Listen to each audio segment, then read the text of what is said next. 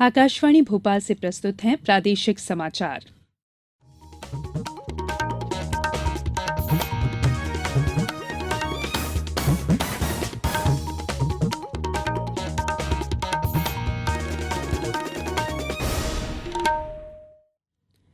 नमस्कार, समाचारों के साथ मैं संयुक्ता बैनर्जी।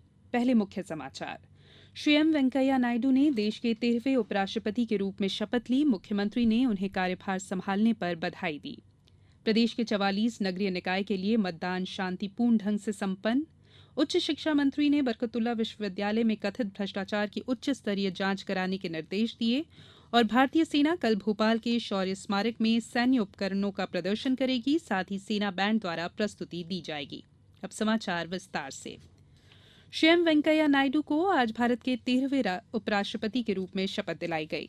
राष्ट्रपति भवन में आयोजित विशेष समारोह में राष्ट्रपति रामनाथ कोविंद ने उन्हें पद की शपथ दिलाई। इस समारोह में उपस्थित गणमान्य लोगों में पूर्व उपराष्ट्रपति हामिद अंसारी, प्रधानमंत्री नरेंद्र मोदी, लोकसभा अध्यक्ष सुमित्रा महाजन, पूर्व प्रधानमंत्री मनमोहन सिंह, राज्यपाल, मुख्यमंत्री, केंद्रीय मंत्री और सांसद उपस्थित थे। श्री नायडू ने आज सवेरे राजघाट जाकर राष्ट्रपिता महात्मा गांधी को श्रद्धांजलि अर्पित की। उन्होंने पंडित दीनदयाल उपाध्याय और सरदार पटेल को भी श्रद्धांजलि दी। शपथ लेने के बाद श्री नायडू संसद पहुंचे और राज्यसभा के सभापति का कार्यभार संभाला। इससे पहले प्रधानमंत्री नरेंद्र मोदी ने श्री नायडू को बधाई देते हुए कहा कि वे ग्राम स्तर से उठे हैं और देश को नई ऊंचाइयों तक ले जाएंगे। मुख्यमंत्री शिवराज सिंह चौहान ने श्री एम वेंकैया नायडू के उपराष्ट्रपति के तौर पर कार्यभार संभालने पर उन्हें बधाई दी है। उन्होंने एक ट्वीट संदेश में कहा है कि वे उनके सफल कार्यकाल की कामना करते हैं।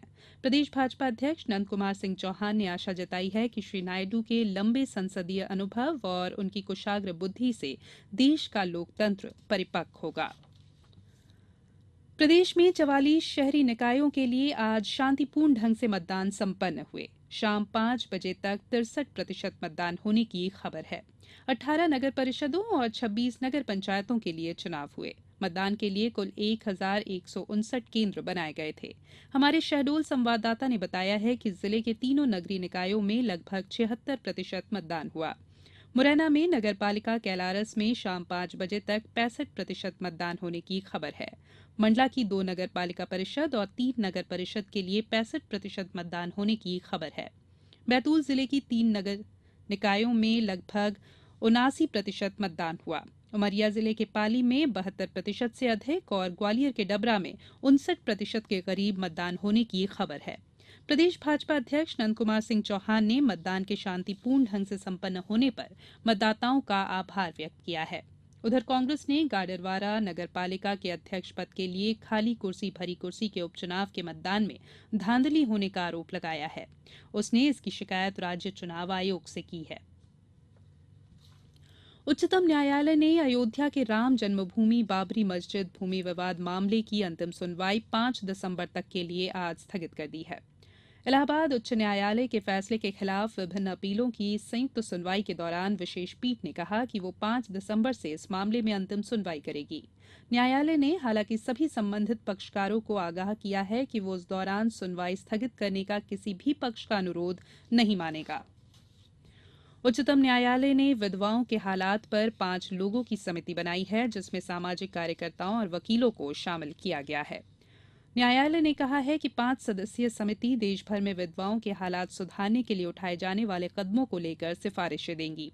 गत 18 जुलाई को न्यायालय ने केंद्र सरकार से कहा था कि सामाजिक बंधनों की परवाह न करते हुए वो ऐसी विधवाओं के पुनर्वास से पहले पुनर्विवाह के बारे में योजना बनाए जिनकी उम्र कम है। वर्ष 2017-18 के आर्थिक सर्वेक्षण का दूसरा भाग आज संसद में पेश किया गया।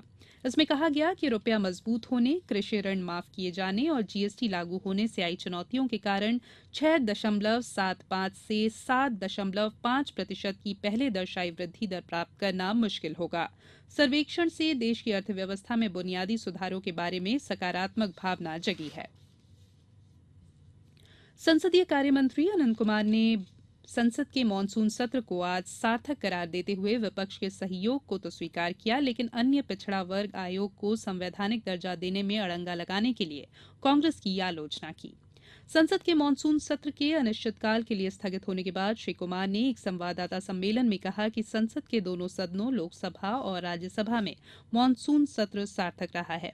उन्होंने कहा कि विपक्ष के सहयोग से कई महत्वपूर्ण विधेयक पारित किए और कम अवधि का सत्र होने के बावजूद लोकसभा में 77.94% और राज्यसभा में 79.95% कामकाज हुआ है। प्रादेशिक समाचार आकाशवाणी भोपाल से प्रसारित किए जा रहे हैं। ताज़ा समाचार जानने के लिए आप हमारी वेबसाइट newsonair.nic.in पर लॉगिन करें। इसके अलावा प्रादेशिक समाचार बुलेटिन यूट्यूब, ट्विटर और फेसबुक पर AIR न्यूज भोपाल पेज पर सुने जा सकते हैं। उच्च शिक्षा मंत्री जयभान सिंह पवैया ने प्रमुख सचिव उच्च शिक्षा को निर्देश दिए हैं कि वे भोपाल स्थित बरकतुल्ला विश्वविद्यालय की ओर से दिए गए वक्तव्य की तत्काल उच्च स्तरीय जांच करवाएं। उन्होंने कहा कि आवश्यक हो तो प्रकाशित तथ्यों पर आपराधिक प्रकरण भी दर्ज कराएं। उच्च शिक्षा मंत्री ने कहा है कि विश्वविद्यालय या महाविद्यालय परिसरों में किसी भी तरह के भ्रष्टाचार को सहन नहीं किया जाएगा और विधि सम्मत कार्रवाई तुरंत सुनिश्चित की जाएगी। प्रदेश में इस वर्ष खरीफ सीजन में अब तक 121,43,000 हेक्टेयर क्षेत्र में खरीफ की बोनी की जा चुकी है। राज्य में बोई गई खरीफ फसलों की स्थिति सामान्य रूप से संतोषजनक है। वर्तमान में किसी कीट बीमारी का विशेष प्रकोप देखने में नहीं आया है। राज्य के कुछ क्षेत्रों में वर्षा सामान्य से कम होने के बाद भी आवश्यक नमी होने के कारण फसलों का विकास बराबर बना हुआ है। प्रदेश में प्रधानमंत्री फसल बीमा योजना में अधिसूचित क्षेत्रों में फसलों के लिए किसानों के ऋण खातों से तय समय सीमा में प्रीमियम काटने के निर्देश हैं। राज्य में खरीफ 2017 के लिए बैंकों द्वारा प्रीमियम काटने की अंतिम तिथि 16 अगस्त निर्धारित है। इसके साथ ही फसल बीमा पोर्टल पर कृषकों का विवरण दर्ज करने और कृषक अंश प्रीमियम पूर्ण विवरण के साथ बीमा कंपनियों में जमा करने की अंतिम तिथि 31 अगस्त निर्धारित की गई है। आगामी स्वतंत्रता दिवस समारोह के लिए अग्रणी कार्यक्रम के तौर पर भारतीय सेना कल राजधानी भोपाल के शौर्य स्मारक में सैन्य उपकरण और सेना बैंड प्रदर्शन का आयोजन कर रही है। इसमें भारतीय सेना द्वारा इस्तेमाल किए जाने वाले विभिन्न हथियार और उपकरणों का प्रदर्शन किया जाएगा। सेना के पीतल और पाइप बैंड द्वारा मार्शल धुनें बजाई जाएंगी। देशवासियों के देशभक्तिपूर्ण उत्साह को एकजुट करने के लिए एक आर्मी जैज बैंड भी देशभक्ति गीतों को गाएगा। राज्य साइबर पुलिस मुख्यालय भोपाल ने सेवॉय कॉम्प्लेक्स स्थित SBI बूथ में ATM कार्ड की क्लोनिंग या स्कीमिंग कर आम जनता की जमा पूंजी को अवैध रूप से ATM मशीन से आहरित कर ठगी करने वाले आरोपियों की सूचना देने वाले को 25,000 रुपए का पुरस्कार देने की घोषणा की है। पुरस्कार वितरण के संबंध में विशेष पुलिस महानिदेशक साइबर पुलिस मुख्यालय भोपाल का निर्णय अंतिम एवं सर्वमान्य होगा। अब कुछ समाचार संक्षेप में। मार्क्सवादी कम्युनिस्ट पार्टी के राज्य सचिव बादल सरोज ने प्रदेश सरकार पर नर्मदा बचाओ आंदोलन की नेता मेधा पाटकर के साथ क्रूर व्यवहार करने का आरोप लगाते हुए कहा है कि सुश्री पाटकर को अविलंब रिहा किया जाए। लोक सेवाओं के प्रदान की गारंटी अधिनियम के तहत प्राप्त आवेदनों के निराकरण में लापरवाही बरतने पर रायसेन जिला प्रशासन ने सिलवानी जनपद के मुख्य कार्यपालन अधिकारी पर 1,000 रुपए का जुर्माना लगाया है। देवास शहर में किसान बाजार आरंभ होने जा रहा है। यहां पर गांव से किसान अपनी सब्जियां लाकर सीधे बेच सकेंगे। इस प्रक्रिया में कोई बिचौलिया नहीं होने से उन्हें अपने उत्पादों का अधिक अच्छा दाम मिल पाएगा। बुरहानपुर जिले में पहली बार सीएम हेल्पलाइन शिकायतों के निराकरण में अफसरों द्वारा लापरवाही करने पर जिला कलेक्टर ने अफसरों के खिलाफ कड़ी कार्रवाई की है। जिले के 6 प्राचार्यों और लिपिकों का 1 माह का वेतन रोककर सीएम हेल्पलाइन के प्रकरणों का जल्द निराकरण करने के निर्देश दिए गए हैं। महिला बाल विकास मंत्री अर्चना चिटनिस ने नीमच में आयोजित समीक्षा बैठक को संबोधित करते हुए निर्देश दिए हैं कि एकीकृत बाल विकास सेवा और महिला सशक्तिकरण विभाग के अधिकारी अपने विभागीय कार्यक्रमों और योजनाओं की प्रभावी मॉनिटरिंग करें। शिवपुरी जिले में प्रधानमंत्री फसल बीमा योजना के अंतर्गत खरीफ फसलों का बीमा कराने की अंतिम तिथि 16 अगस्त है। जिले में फसल बीमा योजना का पोर्टल पर बीमा का कार्य चालू हो गया है। और महिला एवं बाल विकास विभाग ने आज होशंगाबाद में शासकीय गृह विज्ञान महाविद्यालय में सुपोषण मेले का आयोजन किया। अंत में मुख्य समाचार एक बार फिर। श्री एम वेंकैया नायडू ने देश के 13वें उपराष्ट्रपति के रूप में शपथ ली। मुख्यमंत्री ने उन्हें कार्यभार संभालने पर बधाई दी। प्रदेश में 44 नगरीय निकाय के लिए मतदान शांतिपूर्ण तरीके से संपन्न।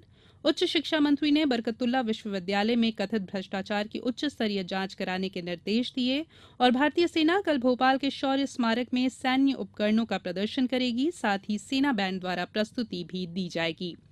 इसके साथ ही प्रादेशिक समाचारों का ये बुलेटिन समाप्त हुआ। नमस्कार।